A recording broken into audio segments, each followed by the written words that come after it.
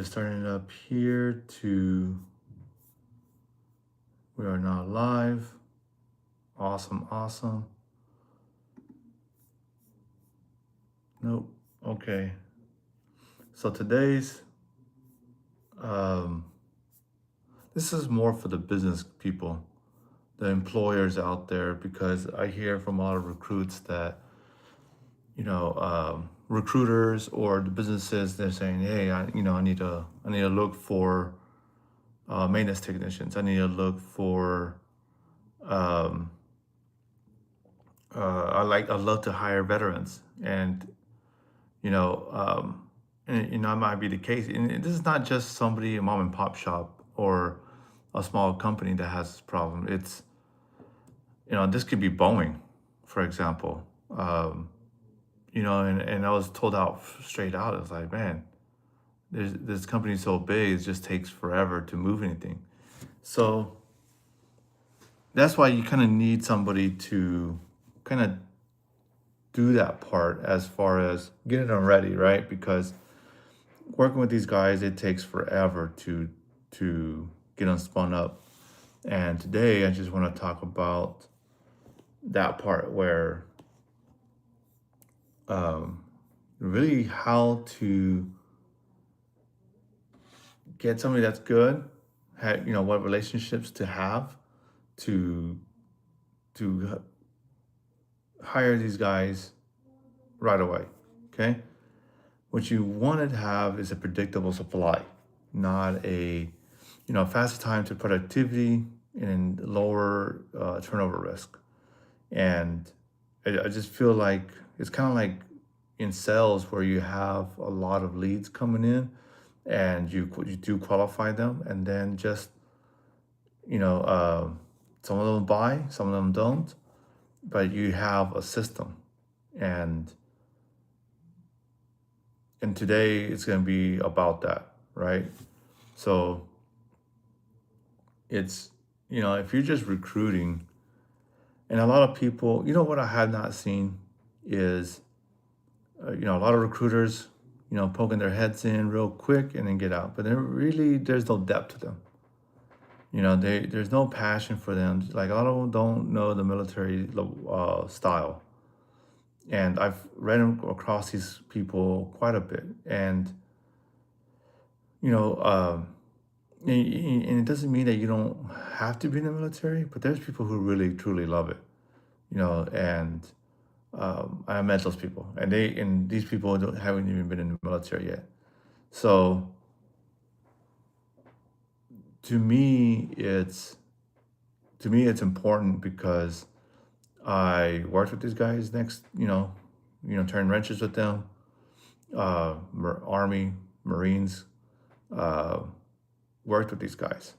So when these recruiters reach out, and I've heard so many people just get left in the dust. I heard so many people, don't reach out, and then it kind of sucks.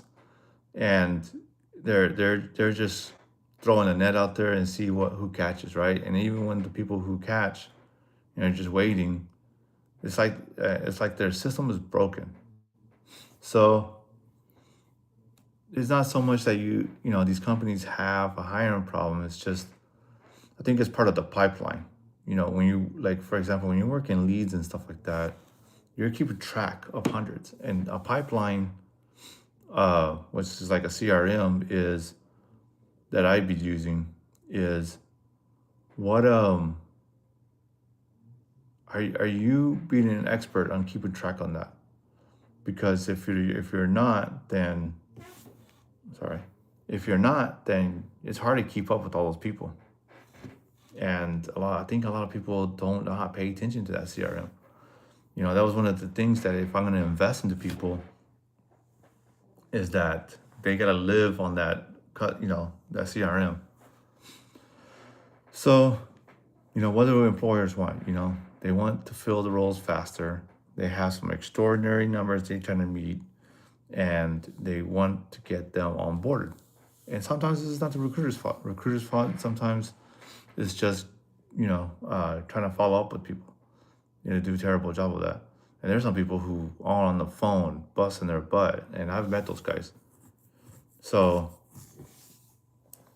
um, yeah, that's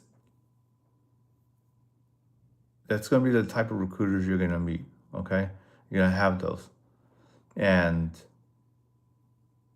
these guys are looking for how to reduce overtime.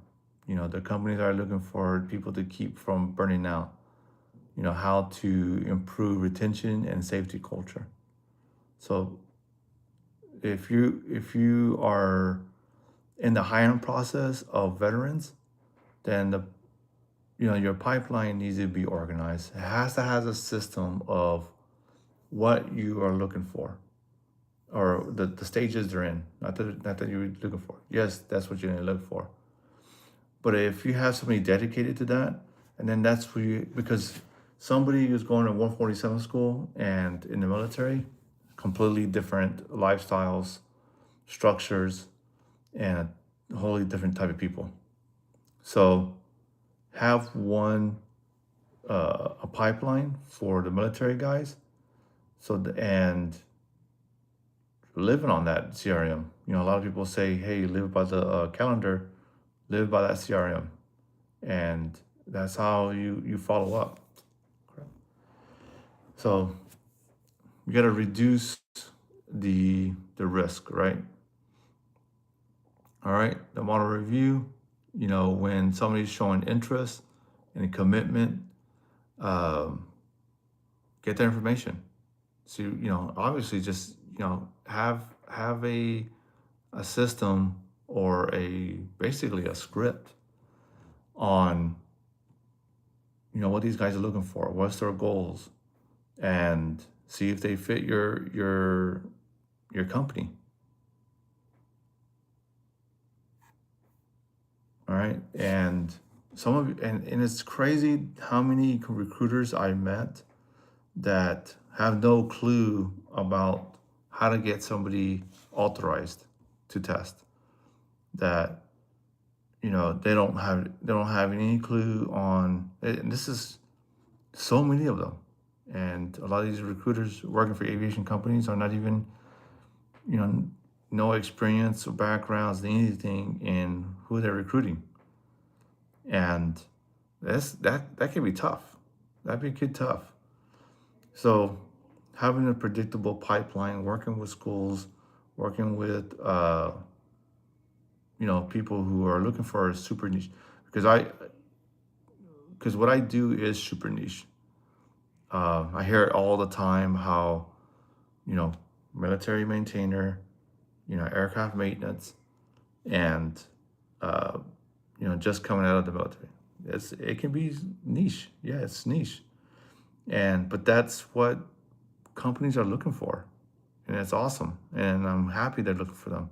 They just need help on how to spin you guys up. Spin up these military maintainers into A&P, getting them test, getting them ready, getting them testing, and getting them ready for the employer. And it's crazy that these guys have been in it for a few years and no clue, and no freaking clue. So the workforce development needs to be predictable. So that requires a system and has some measurable throughput.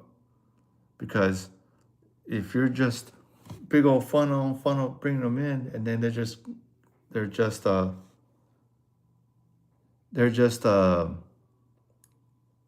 leaking out. It's just pouring out. You bring them in and they just get dumped because the recruiters that you have on board, they don't know what to do with a guy who doesn't have their A&P. Maybe they're used to already looking for guys with A&Ps or about to get them because maybe the school structure is pretty straightforward, but they don't know how to get guys ready. And it's not hard for these guys to get prepared for their A&P exams. It's pretty easy if you're doing it all the time, of course, but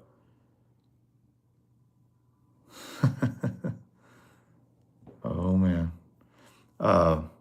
This guy said, Rob Bob 555. He's talking about being a gay man in the workforce. Oh man. Let's see. Let's see. All right. Yeah, this one's more for the people who are looking to hire military maintainers. This is more for, if you have questions about the A&P process and you already have experience, go ahead and put it in in the comments there, and I can help you guys out and answer those questions. Nope, sorry, don't got any cigarettes. Don't smoke. All right, so employers, obviously they need the timeline. What's realistic for these guys to be in and out the classrooms and into their trainings for Gen Fam classes, right? So you need to know if these guys even qualify before they go waste their time and you're waiting on them to go meet with the FAA.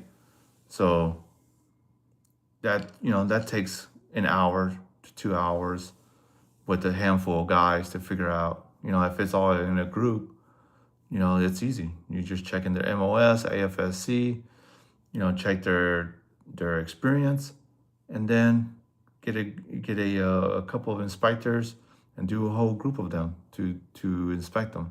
That might take all day for